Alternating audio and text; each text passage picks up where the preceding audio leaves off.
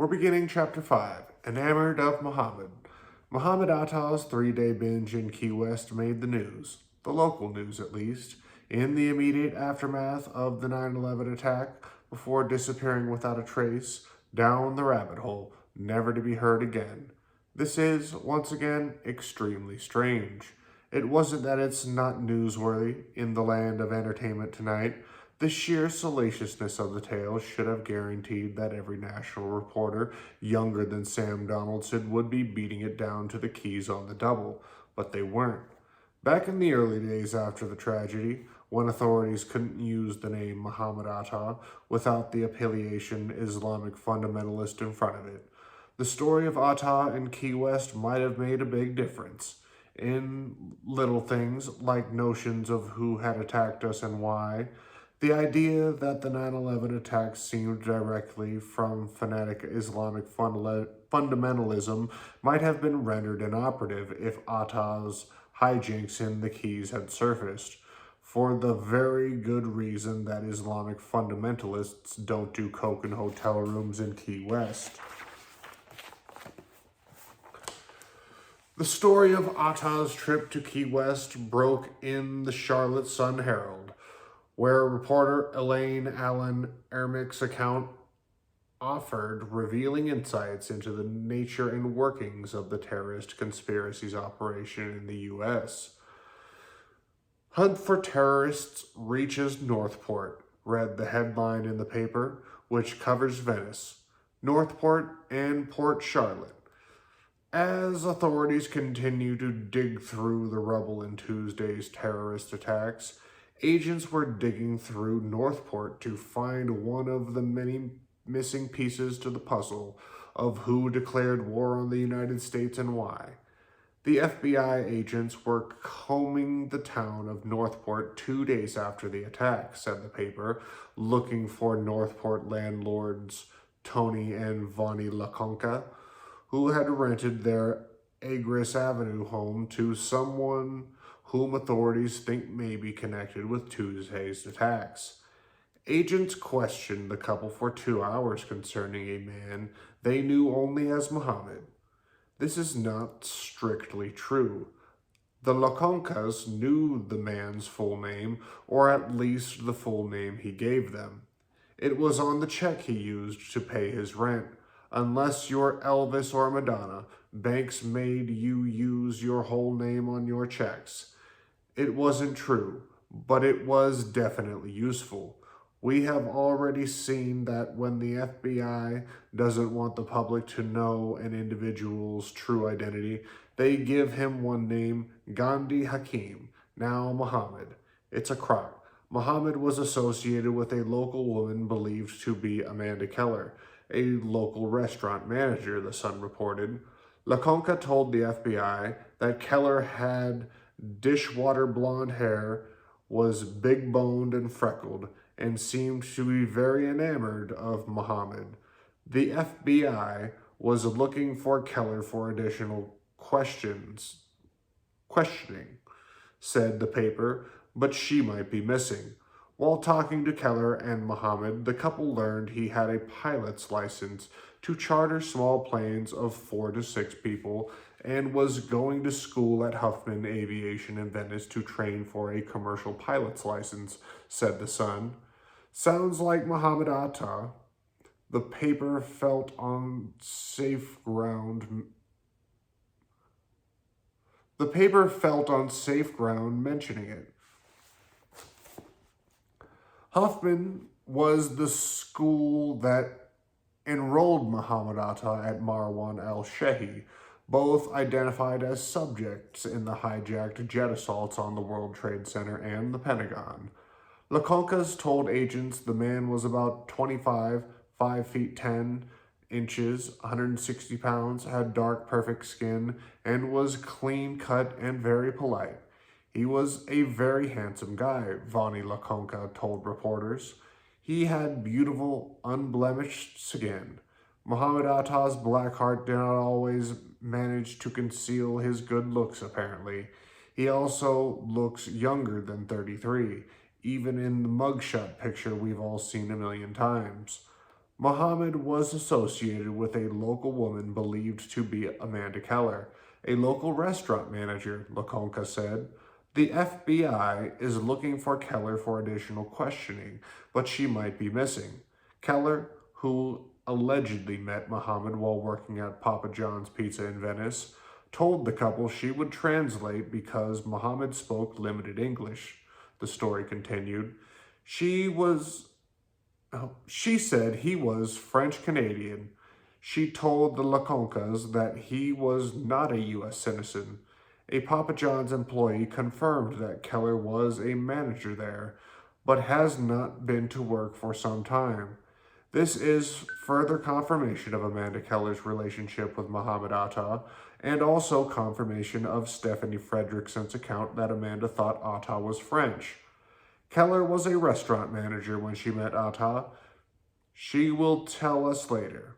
Before she switched to a more lucrative line of work, she managed the local Papa John's, and it is there she first met Atta, which is why 2 days after the attack, the FBI was looking for Amanda Keller.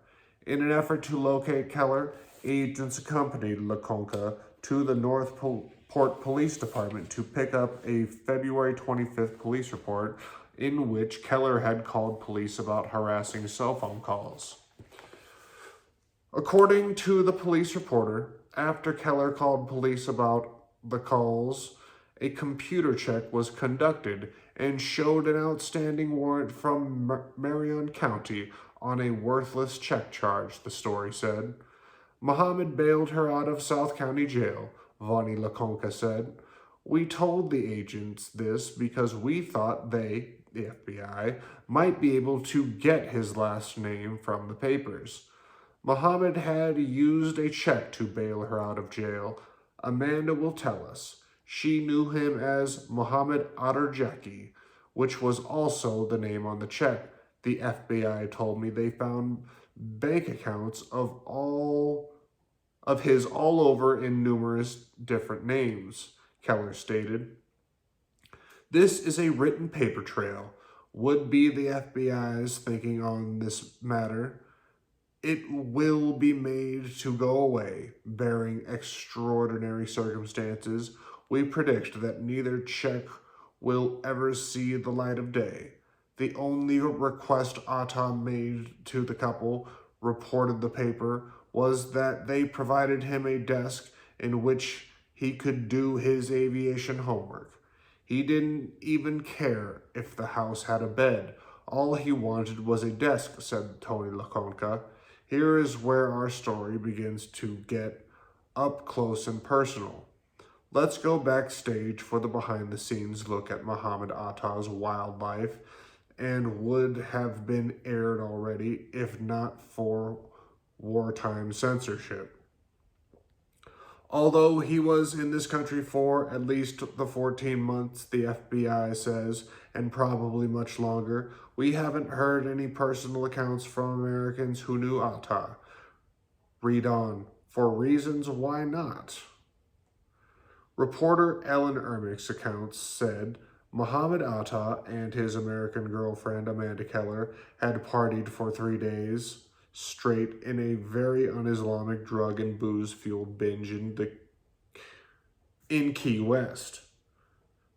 The Lakonkas told her they learned this from a then-employee of Vonnie Lakonka's cleaning company after meeting Mohomed and Keller on February 21st. The former employee joined the couple on an adventure to Key West the following day, said the paper. They were gone for 3 days, said Tony Lakonka. They didn't sleep. It was a continuous party. Lakonka said Mohomed footed the entire bill for the weekend, including buying Keller and the unnamed employee new clothes, alcohol, drugs, and a hotel stay. However, the couple said Mohomed did not have a job. The 2 girls were introduced to 2 men from Germany. That they said were Mohomed's friends. Tony Lakonka continued, I thought it was strange, because Mohomed didn't appear to be French Canadian or German. Atta was meeting 2 men from Germany in Key West who we will later learn flew solely to meet him. This is the first hint we have gotten that all of Mohomed Atta's associates don't face east 5 times every day. Who were these Germans? Part of Tony Blair's global network? The story says nothing more about them. We will learn later who the men are from Amanda herself.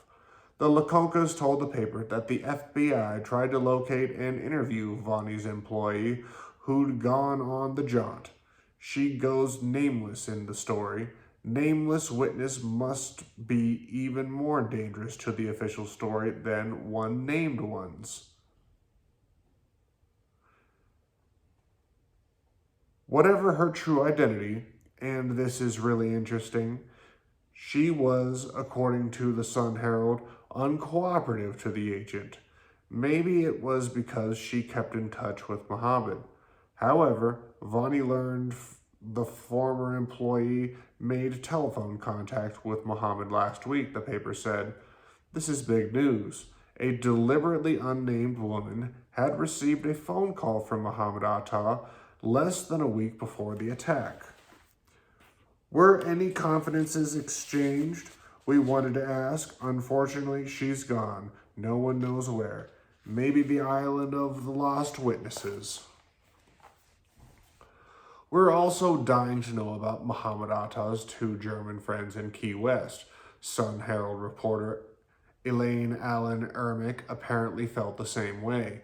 The FBI in Tampa would neither confirm nor deny that any agents were interviewing people in the Northport area. She reported, asked for more information about Atta's wild weekend.